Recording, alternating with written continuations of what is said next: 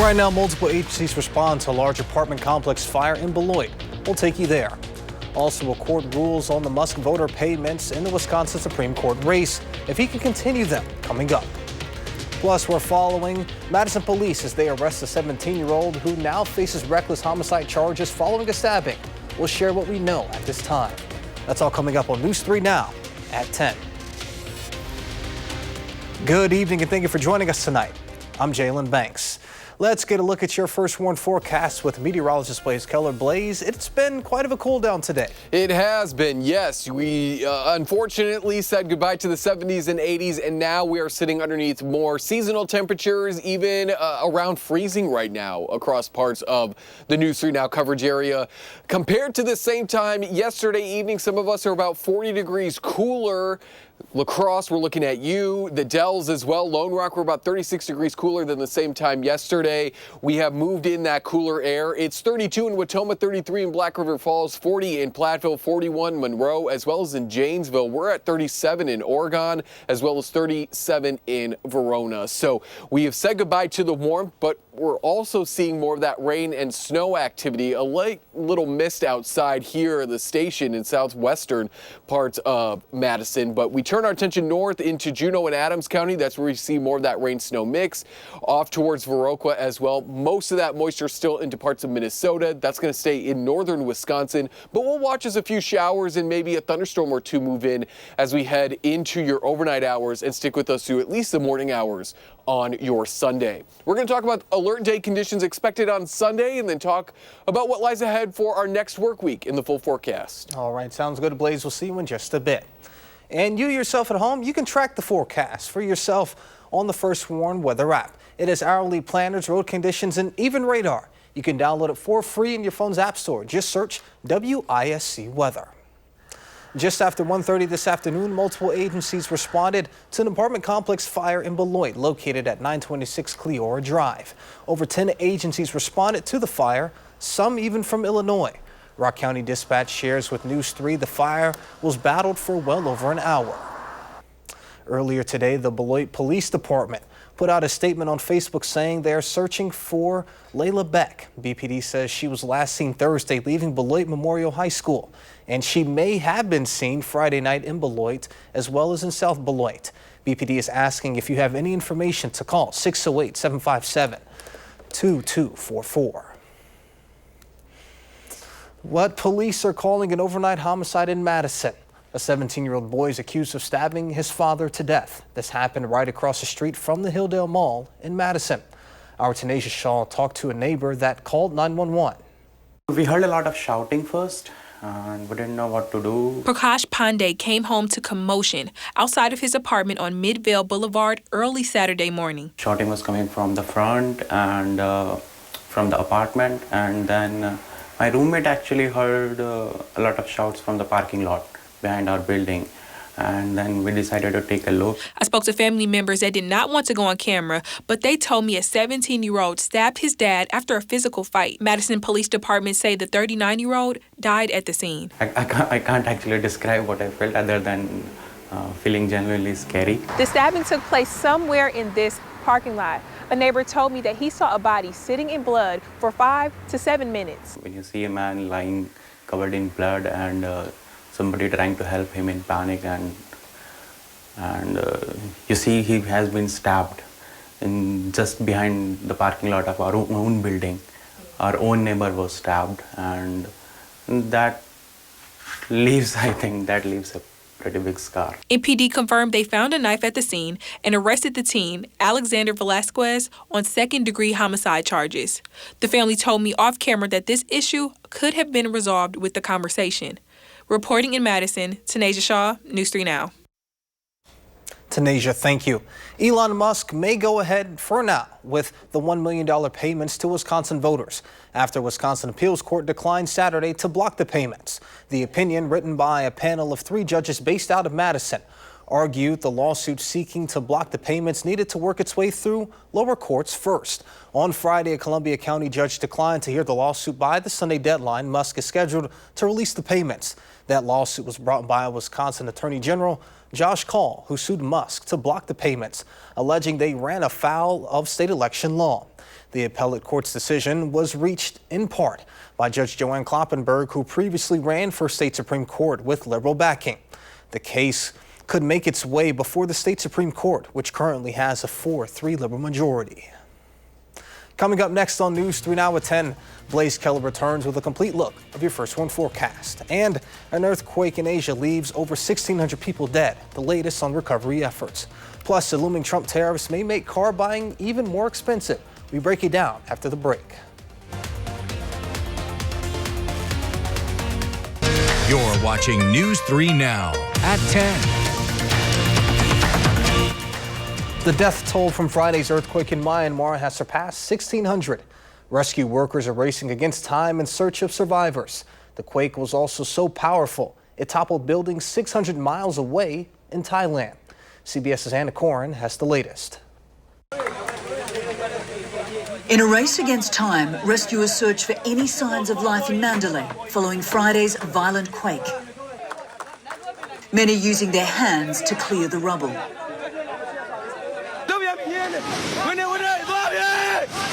Myanmar's second largest city and home to 1.5 million people was the epicenter of the 7.7 magnitude quake, leaving parts of the city completely leveled and a staggering death toll that officials fear is only going to rise.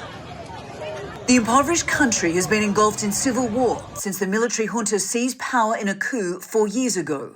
Its leader visited a makeshift hospital, making a rare appeal for international aid and assistance. China, Russia and India have responded with humanitarian aid along with search and rescue teams. President Trump said the US will also assist, although there are serious concerns USAID and State Department programs in the country have been gutted or shut down. In neighbouring Thailand, distraught family and friends gathered outside the site of where a 30-storey skyscraper collapsed in Bangkok when the earthquake hit. This woman's 18-year-old daughter was working at the site. I prayed that my daughter was among those taken to the hospital already, she says. That's all we can hope for right now. Dozens are feared buried under this rubble, and it may be days before rescue crews can finally reach them. Anna Corin, CBS News, Hong Kong. Let's get a look at your First One forecast with meteorologist Blaze Keller. Blaze. And we are sitting in the 30s, the 40s, and the 50s, maybe even a few mid to upper 50s tonight. Underneath mostly cloudy conditions, showers, and maybe a few thunderstorms, especially into early Sunday across southern Wisconsin and across southern parts of our forecast area. North of Dane County into the Dells, Watoma, Fond du Lac, Camp Douglas, those 30s and more of that rain-snow mix chance. As we look ahead to your Sunday, we are issuing an alert day because we are expecting the chance for not only heavy rain, but also the chance for severe weather across southeastern Wisconsin, and then we will become more sunny as the day goes on Monday once the system finally moves on out of here. So the system will continue to move its way northwards, bringing with it most of that moisture as we cross the midnight hour going into Sunday. From the late morning through the early afternoon, I would say southeastern Wisconsin, you have the best chance thanks to these southwesterly winds to squeeze out not only thunderstorms, but maybe a severe thunderstorm or two as well. It's as we go into the afternoon onwards that we begin to see the northerly winds take on over, the rain-snow mix changeover happens, and then eventually snow. That wraps up as we go into the morning hours on your Monday. By noon, the last of the flurry should be wrapping up. So if you're going to be heading out to Milwaukee for the Brewers home opener, whether you're starting out in the very early morning or I would say later in the morning, you should be moving into decreasing snow chances. That snow will be wrapping up as we go throughout the morning hours.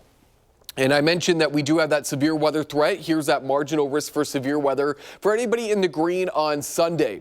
Again, strong winds and hail are going to be our greatest threats, but we can't rule out an isolated weak tornado. However, a lot of the ingredients necessary for severe weather are much further south into parts of Chicago, as well as further south into Illinois and Indiana. Then in the northern side of Wisconsin, we're going to be dealing with that winter weather. Juneau, Adams County, you're our only counties underneath that winter weather advisory through 7 p.m. on Sunday. Ice storm warning for anybody here in the purple, as well as a winter storm warning for the pink there. Those counties are expecting more snow than ice. But where we are expecting that ice, we could see upwards of a half an inch of ice, if not localize higher amounts, which doesn't seem like a lot, but when you put a half an inch of ice to an inch of ice on power lines and tree branches, you're putting a lot of weight and a lot of stress on that, and that could lead to widespread power outages and nearly impossible travel. So if you got friends or family in northern Wisconsin, tell them to get ready for possibly some of those power outages and not being able to go anywhere for maybe a day or so.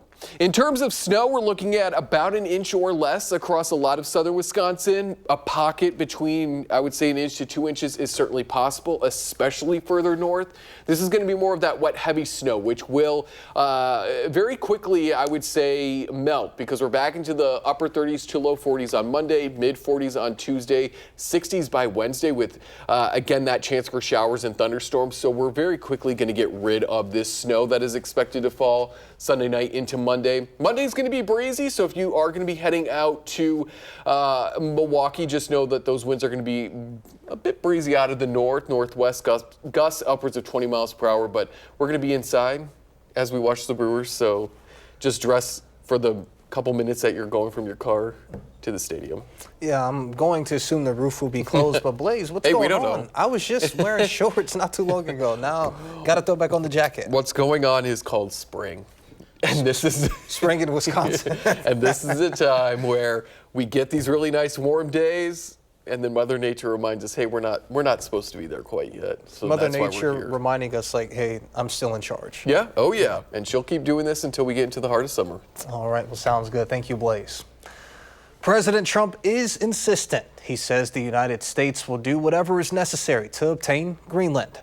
The president told NBC News' Kristen Welker that he won't take anything off the table to obtain Greenland, including military force. But he said there is a good possibility it won't be needed. The president said he is in serious discussions about the annexation of Greenland, which is a territory belonging to Denmark. The president has said obtaining Greenland would have both economic and national security benefits. His remarks come just a day after Vice President J.D. Vance's controversial visit to the island. Residents there voiced opposition to the vice president's visit. Experts warn tariffs will increase the price of new and used cars, even auto parts. Lana Zock has more from Kimball, Minnesota. At the high school here in Kimball, Minnesota, the community's gathered to support the robotics team, enjoy some dancing, and test drive cars. Is this going to be your new car? I hope so, to be able to afford a new vehicle. Steve Mouse, co-owner of AM Mouse & Son, is donating $20 to a robotics scholarship for every person who test drives a car today, including me. Is this an all-American vehicle? Yes, but that's actually a really good question. Like, for instance, the Wrangler on the show floor is built in Toledo, Ohio, and there's a number of parts made in Mexico. This is the last weekend to buy a car before President Trump's threatened tariffs on foreign cars and car parts goes into effect. Right now, the average price of a new car is nearly $50,000.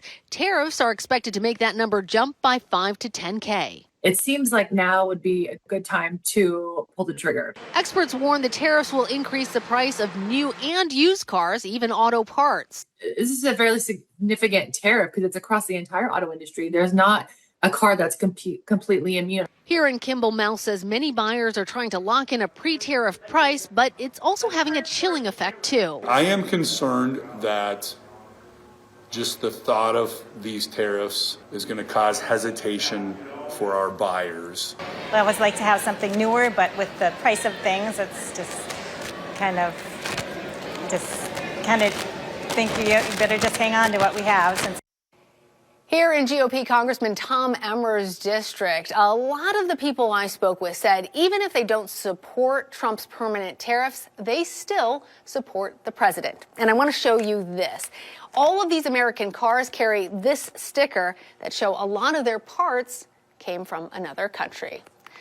Lana Zach, CBS News, Kimball, Minnesota. The FCC is investigating Disney ABC over DEI policies. A Friday letter from the FCC to Disney CEO Bob Iger said the agency wants to, quote, ensure that Disney and ABC have not been violating FCC equal employment opportunity regulations by promoting, quote, DEI discrimination. The probe is the latest escalation in the Trump administration's crackdown on diversity programs in private American companies. The administration has already dismantled DEI efforts in the federal government and banned diversity considerations when hiring. A Disney spokesperson said the company is reviewing the FCC's letter and looks forward to answering the agency's questions. Tonight, the FAA is investigating yet another close call. Ali Bowman reports.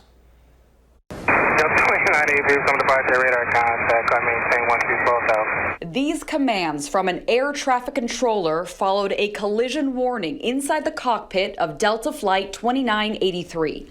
The Airbus A319 had just taken off from Reagan National Airport Friday afternoon, carrying 136 people when an Air Force T-38 jet heading to Arlington National Cemetery got too close. Was there an actual aircraft about 500 feet below us as we came off of DCA? Definitely not affirmative. Preliminary data finds at their closest, the jets were approximately 6,000 feet apart laterally with a vertical separation of 275 feet.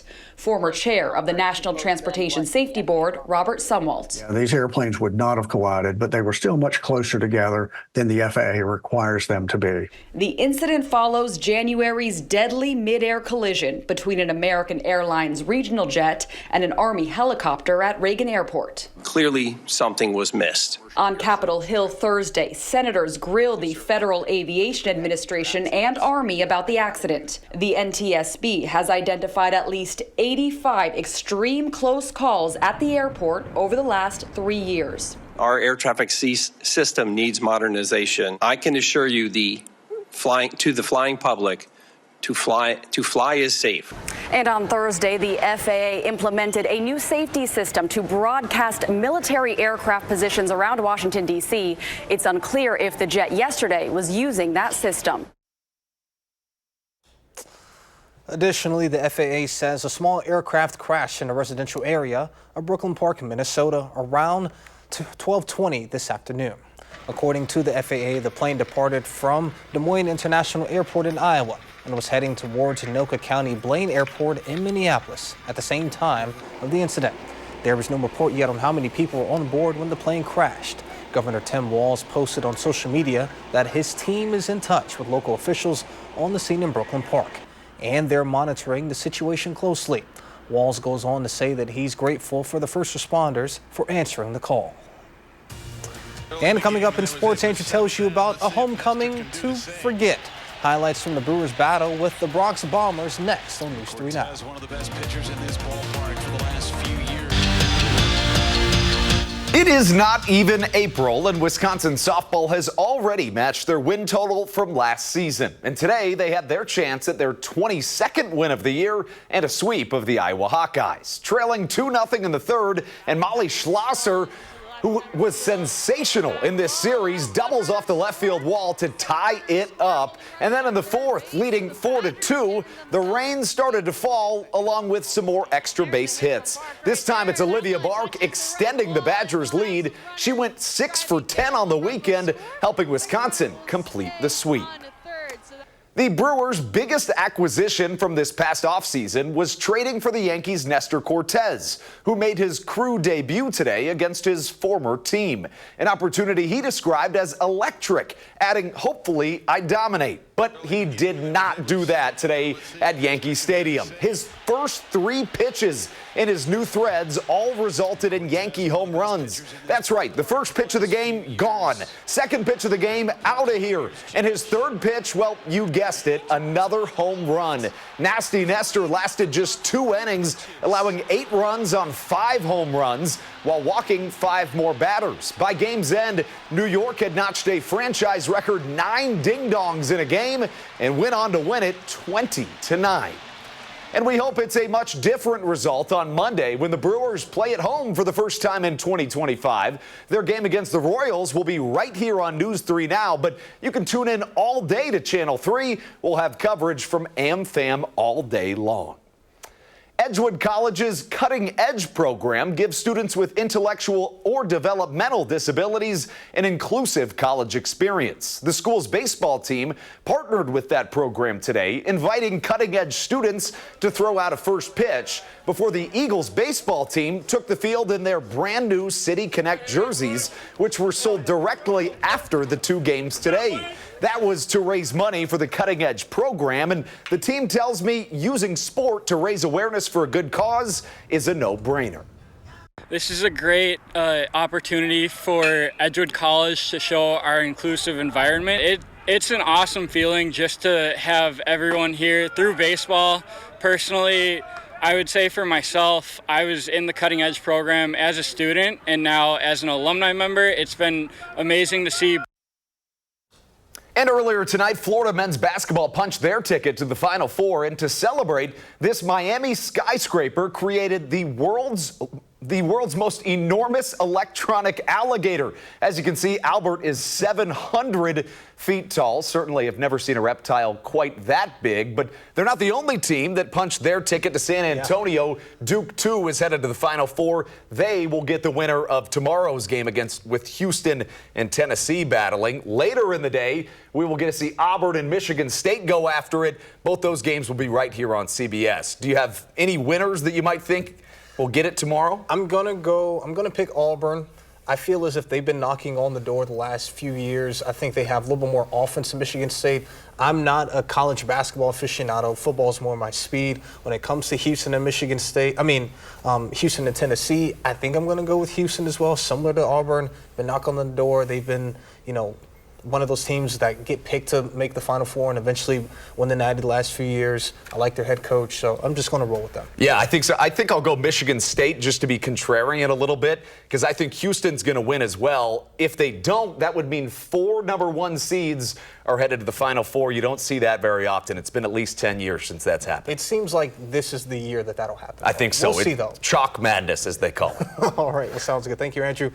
A final check of your first warn forecast is coming up when we return. The show, the Cherry Blossom Festival, is underway. I myself have not yet to go yet, but hopefully one day. I know our Andrew Banstra has been able to go to it before. Andrew, what can you tell us about it? Yeah, it's one of the coolest things that I've ever experienced. I went to the one, as you see, right there in D.C. It's just marvelous. I'm not a huge nature guy. I'm more of a sports guy myself. But if you ever get the chance to go to D.C. and you can time it up just right, it's something that I think you should experience in your lifetime. It's one of those things that's just a beautiful reminder that spring is certainly on its way. With that being said, not feeling so spring-like today. No, and it's not going to feel spring-like here probably for the next couple of days. 30s, 40s, 50s, but if you're lucky, you'll be in the 60s tomorrow. Southeastern Wisconsin could see some severe weather as we head into the late morning through the early afternoon, so keep that in mind. We are looking at strong winds and hail as the main threats. All right, sounds good. Thank you, and thank you.